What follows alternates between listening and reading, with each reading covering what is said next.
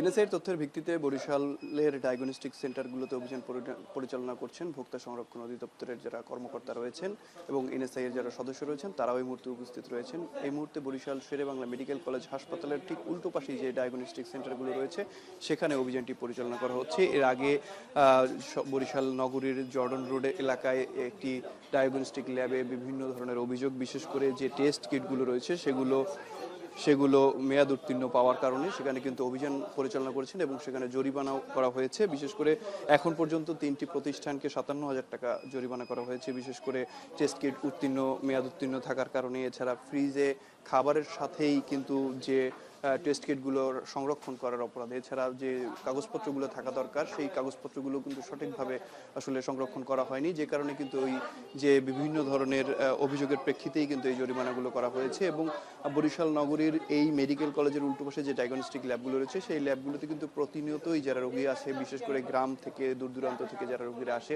তারা কিন্তু এখানে এসে বিভিন্ন ধরনের পরীক্ষা নিরীক্ষা করে। সেক্ষেত্রে যদি ভুল কিংবা মেয়াদোত্তীর্ণ কিট দিয়ে এই টেস্টগুলো করানো হয় তাহলে কিন্তু সঠিক রিপোর্ট যেটি রয়েছে সেটি কিন্তু আসলে পাওয়া সম্ভব হবে না, যার কারণেই কিন্তু এই এনএসআইয়ের তথ্যের ভিত্তিতে কিন্তু এই অভিযানটি পরিচালনা করা হচ্ছে এবং এই অভিযানটি পরিচালনা করছে জাতীয় ভোক্তা সংরক্ষণ অধিদপ্তর কর্তৃপক্ষ। এবং এই মুহূর্তে মেডিকেল কলেজের সামনের একটি প্রতিষ্ঠানে তারা অভিযানটি পরিচালনা করছে। এর আগে জর্ডন রোড এবং মেডিকেল কলেজের সামনে আরও দুটি প্রতিষ্ঠানে তারা কিন্তু অভিযান পরিচালনা করছেন এবং জরিমানার আওতায় নিয়ে আসা হয়েছে তাদেরকে। এবং আমরা এই মুহূর্তে একটু এখানকার ভোক্তা অধিকারের যিনি উপপরিচালক রয়েছেন তার সাথে কথা বলবো, আসলে কিসের প্রেক্ষিতে এবং কি কি অভিযান পরিচালনা করছেন, কি কি অভিযোগ আসলে পেয়েছেন, কি কি সমস্যা আপনারা পেয়েছেন। মূলত ডায়াগনস্টিক সেন্টারে আমরা যে অভিযোগগুলো পাই বা আমরা সাধারণত দেখে থাকি সেটা হচ্ছে যে মেয়াদোত্তীর্ণ রিয়েজেন্ট সংরক্ষণ করা ল্যাবে ভালো রিয়েজেন্টের সাথে, এটা একটা সমস্যা। আর একটা হচ্ছে যে ডাক্তারের সাইন করা একটা প্যাড, এই যে আপনারা দেখতে পাচ্ছেন এখানে, এই যে ব্ল্যাঙ্ক, এই যে সাইনটা, এটা কেন হবে? এটা তো ছোট বাচ্চাও এটা আপনার হচ্ছে যে এটা এগ্রি করবে না, করবে কি? তো এই সমস্যাগুলো এছাড়া এবং তাদের যে কাগজপত্রগুলো থাকার কথা ব্যবসায়িক পরিমণ্ডলে মেনটেন করার জন্য সেগুলো অনেকের থাকে না, অনেকের আমরা একটা এখানে খুব ভালো পেয়েছি, খুব সব কিছু আমরা পেয়েছি, কিন্তু এটাই আমরা দেখতে পাচ্ছি যে উনি কোনো কাগজপত্র দেখাতে পারছে না। তো এই সমস্যাগুলো, এই অভিযোগগুলোই আমরা পাচ্ছি এবং এগুলোই আমরা দেখছি। মূলত এখন পর্যন্ত কোনো জরিমানার আওতায় আনা হয়েছে কিনা কাউকে? এখন পর্যন্ত আমরা 3টা প্রতিষ্ঠান ভিজিট করেছি, এটা ব্যতীত 3টাতে ৫৭,০০০ টাকা জরিমানা হয়েছে। এই যে মেয়াদোত্তীর্ণ কিট রাখা কিংবা ফ্রিজে একসাথে কিটের সাথে খাবার রাখা, এই ক্ষেত্রে আসলে সমস্যাটা কি হয় কিংবা কোনো জটিলতায় রোগীরা পড়ে? মেয়াদোত্তীর্ণ রিয়েজেন্ট আমরা কি বুঝি যে মেয়াদোত্তীর্ণ ওষুধ খেলে সেটার ফল কি ভালো হবে, তাহলে মেয়াদটা দেওয়ার উদ্দেশ্যটা কি? তো এই জন্যই মেয়াদোত্তীর্ণ ওষুধ যেমন আমাদের জন্য ক্ষতিকারক, মেয়াদোত্তীর্ণ রিয়েজেন্ট ব্যবহার করে যদি কোনো টেস্ট করা হয় সেটার রেজাল্ট উপর ভিত্তি করেই চিকিৎসক সেবা দিয়ে থাকেন, সেবাটা ব্যাহত হয়, একটা সমস্যা। আর খাবার ফ্রিজে রাখা এটা তো বাসা বাড়িতে থাকবে, এটা এখানে কেন? এটা অপরাধ। আর এই যে প্যাডে সাইন করা ব্ল্যাঙ্ক, এটা আরও অপরাধ।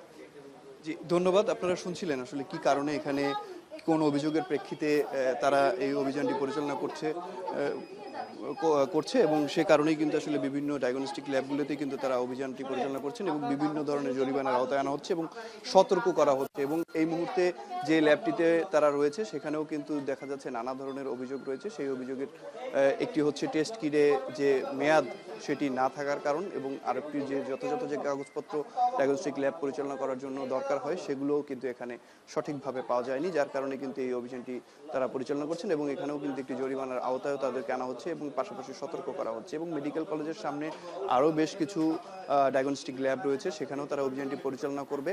তবে এখন পর্যন্ত যে অভিযানটি পরিচালনা করছে তাতে ৫৭,০০০ টাকা এখন পর্যন্ত জরিমানা করা হয়েছে 3টি প্রতিষ্ঠানকে। এবং এর আগেও আমরা দেখেছি বরিশাল মেডিকেল কলেজের সামনে বিভিন্ন সময় অভিযান পরিচালনা করা হয়, কিন্তু এই যে সমস্যাগুলো সেগুলো আসলে সমস্যাগুলো সমাধান করা হচ্ছে না। বিশেষ করে পরিবেশের যে কাগজপত্র সেটি আসলে ঠিকমতো পাওয়া যায় না, মেয়াদোত্তীর্ণ ওষুধ কিংবা মেয়াদোত্তীর্ণ যে কিট রয়েছে সেগুলো সংরক্ষণ করা, যেটা যথাযথভাবে যে কাগজপত্রগুলো থাকা দরকার সেগুলো না থাকা, এই কারণেই কিন্তু এই সমস্যাগুলোর সৃষ্টি হয়। এবং বিভিন্ন কারণেই কিন্তু প্রায়ই দেখি আমরা এখানটায় অভিযান পরিচালনা করে এবং এই অভিযান পরিচালনা করার ফলে আসলে কিছুটা সময় তারা সতর্ক থাকলেও তারা কিন্তু পরক্ষণেই আবার এই সমস্যাগুলো তৈরি হয়। আসলে কি কারণে আপনাকে জরিমানা করা হয়েছে? আমাদের কাগজপত্র হালনাগাদ করেনি, এই জন্য। ডায়াগনস্টিক ল্যাবে আপনারা চিকিৎসা সেবা দিয়ে থাকেন, রিপোর্ট দেন, সেই রিপোর্টের প্রেক্ষিতেই ওষুধপত্র আসলে দেয়া হয়। সেক্ষেত্রে আপনারা মেয়াদ উত্তীর্ণ কিট দিয়ে কিভাবে টেস্টগুলো করান? স্যার আমি তো ল্যাবে কাজ করি না, আমার যে যারা আছে ওরা কাজ করে, ওদের কাছে যা বলা হয়েছিল যে যে মেয়াদ উৎপন্ন কোনো কোনো রাখবে না, হয়তো ওরা হয়তো ভুলে রাখছে কিনা তা আমার জানা ছিল না, আর আমি দেখিও না। আপনি মালিক, আসলে মেয়াদ উত্তীর্ণ জিনিসপত্র এখানে থাকছে, আপনি জানেন না, এটা কি আসলে বাস্তবসম্মত? না স্যার, এটা সম্পূর্ণটাই ভুল কি। ভবিষ্যতে কি এগুলো রাখবেন? জি না স্যার, কখনো না।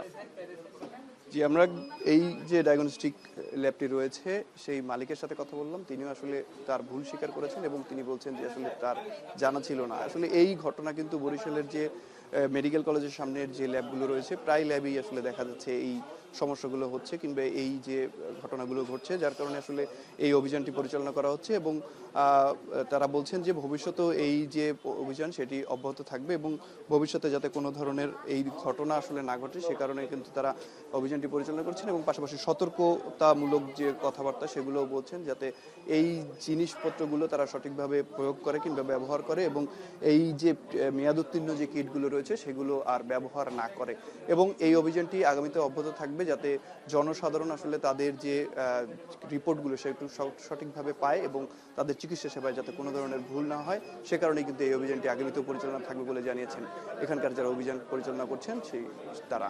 বরিশাল থেকে এই ছিল আমার কাছে সবশেষ।